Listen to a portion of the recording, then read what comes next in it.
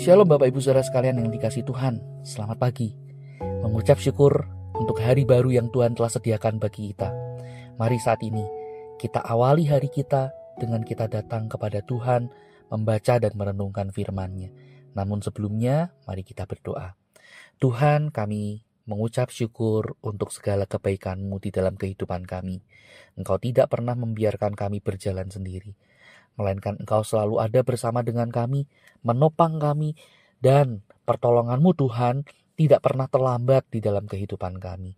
Kami sungguh mengucap syukur atas semuanya ini Tuhan. Sebentar kami hendak membaca merenungkan firman-Mu. Kami butuh Engkau ya Tuhan memberikan kami hikmat, pengertian sehingga firman yang kami baca, kami boleh pahami dan kami boleh lakukan di dalam kehidupan kami. Kami berdoa di dalam nama Tuhan Yesus. Amin.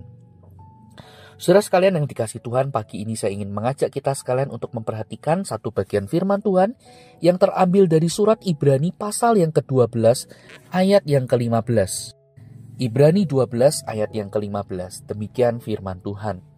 Jagalah supaya jangan ada seorang pun menjauhkan diri dari kasih karunia Allah, agar jangan tumbuh akar yang pahit yang menimbulkan kerusuhan dan yang mencemarkan banyak orang.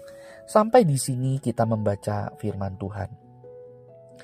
Saudara sekalian yang dikasihi Tuhan di dalam kehidupan kita, saudara mungkin kita pernah atau sedang bergumul dengan yang namanya kepahitan atau akar kepahitan dalam hati kita.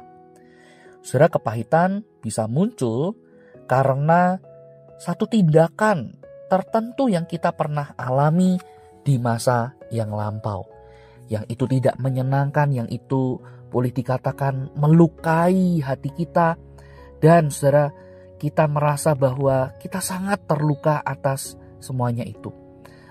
Ada orang yang mungkin terluka karena perkataan orang lain. Ada orang yang mungkin terluka hatinya karena satu tindakan tertentu yang pernah ia dapatkan dari orang lain.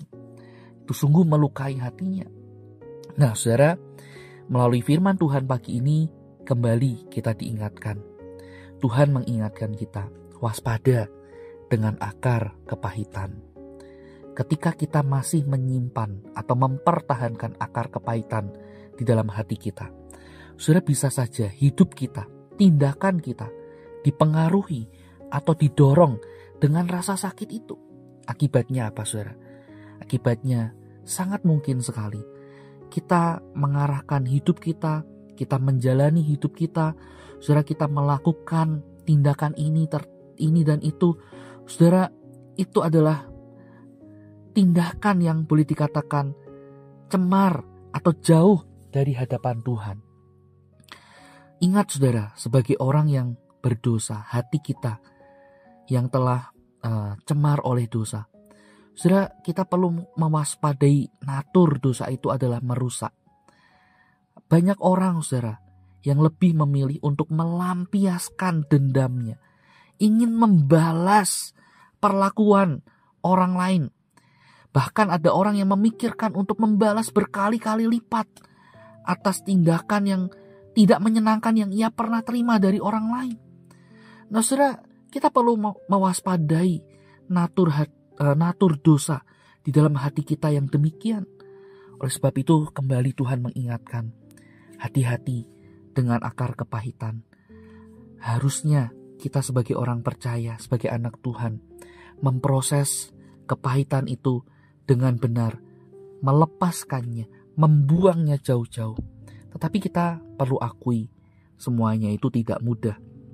Ketika hati kita terluka, ketika kita merasa tersakiti sebagai pihak yang menjadi korban, kita tidak langsung dengan mudah saudara untuk melupakan, mengampuni atau merelakan begitu saja. Nah disinilah saudara Tuhan mengingatkan bagaimana kita perlu bergantung pada kasih karunia Allah. Itu sebabnya penulis Ibrani mengingatkan, jangan ada seorang pun yang menjauhkan diri dari kasih karunia Allah. Kemampuan kita, kemauan kita ada batasnya. Tetapi kasih karunia Allah itu tidak terbatas. Kasih karunia Allah mampu menolong kita untuk mengubah hati kita, untuk memampukan kita mengampuni, merelakan hal-hal yang mungkin telah melukai kita di masa lalu. Dan dengan anugerahnya, saudara, kita dipulihkan. Damai sejahtera di dalam hati kita terus ditambahkan, dikaryakan oleh Allah. Saudara, Tuhan mau kita memproses kepahitan itu dengan benar, dengan tepat. Dan Ia sudah menyediakan dirinya untuk menolong kita melalui kasih karunia-Nya yang sempurna. Saudara, kita akan dimampukan untuk bebas, merdeka dari yang namanya kepahitan di dalam hati kita. Yang menjadi pertanyaannya adalah, maukah kita menyingkirkan segala kepahitan yang mungkin ada tersimpan dalam hati kita bersama dengan Tuhan, di dalam pertolongan Tuhan? Maukah kita melepaskan semuanya itu? Mari kita berdoa.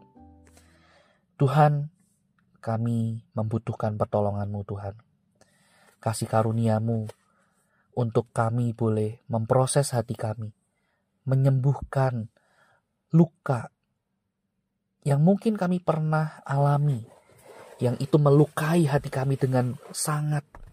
Tuhan, kami butuh kasih karunia-Mu untuk menyembuhkan hati kami, sehingga kami terbebas dari rasa pahit yang mungkin ada yang tersimpan dalam hati kami, sehingga kami boleh merdeka dan kami boleh menikmati damai sejahtera-Mu di dalam kehidupan ini. Tuhan, tolonglah kami. Kami berdoa di dalam nama Tuhan Yesus. Amin. Selamat pagi, Tuhan Yesus memberkati kita.